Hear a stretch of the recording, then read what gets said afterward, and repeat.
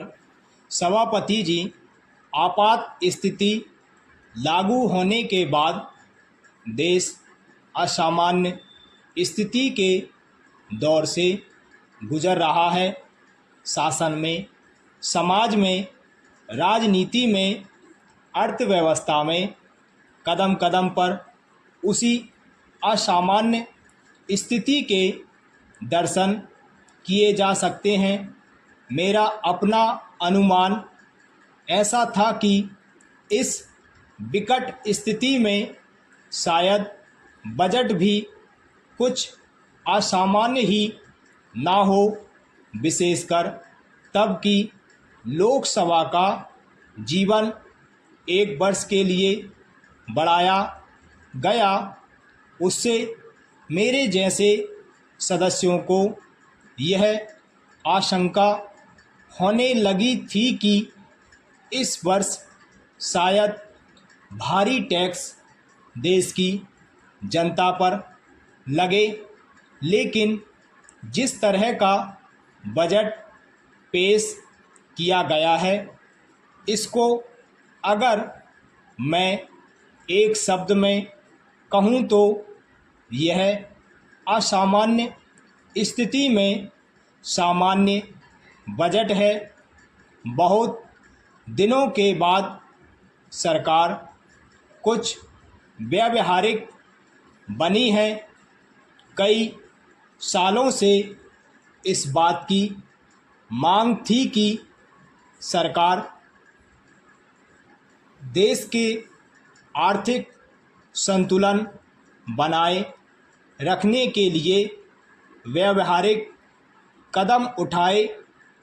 इस बात से तो सरकार चिंतित थी कि देश में करोड़ों रुपए का काला धन जमा हो रहा है, लेकिन उसके कारण क्या हैं, किस तरीके से भविष्य में काला धन न बने, उसको रोका जा सके, इस बात की ओर कोई विशेष ध्यान नहीं दिया गया। पैरा महोदय, उत्पादन अनाज का घटता जा रहा था, इसकी चिंता सरकार को थी, लेकिन क्यों घट रहा था, इसके कारणों की ओर ध्यान नहीं दिया गया।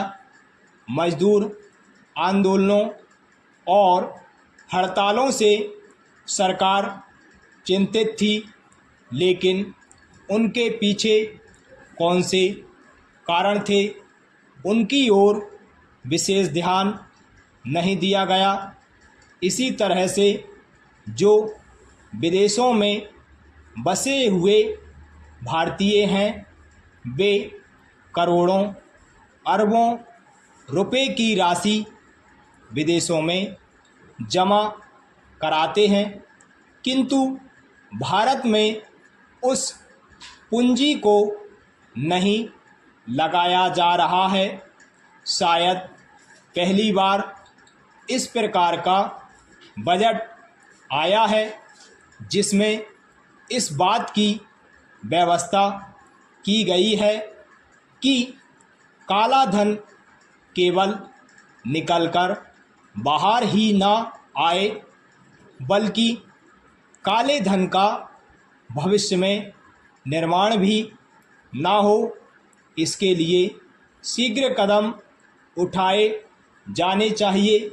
मैं समझता हूँ सरकार ने इसी कारण आयकर की सीमा 77% से घटाकर 66% की, लेकिन जो देश की और दुनिया की स्थिति है उसको ध्यान में रखते हुए अगर हमें सचमुच काले धन के निर्माण पर रोक लगानी है तो संभवतः इस कदम को और पीछे ले जाना पड़ेगा, जिससे स्वतः आय कर देने में या दूसरी तरह के टैक्स देने में कठिनाई ना हो और लोगों को चोरी और बेईमानी करने की आदत से बचाया जा सके।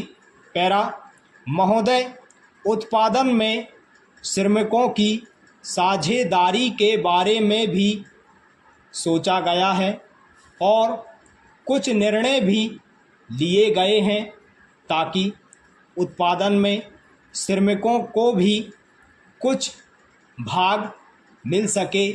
यह बहुत बड़ा कदम है। इस प्रकार के कुछ दूसरे कदम जो उठाए गए हैं उनकी सराहना की जानी चाहिए। मैंने भी इसीलिए इसको सामान्य बजट कहा। मैं शायद इस बजट को आदर्श बजट कह सकता था यदि किसानों के लिए भी सरकार ने उदारता और खुले दिल से कुछ निर्णय ले लिए होते।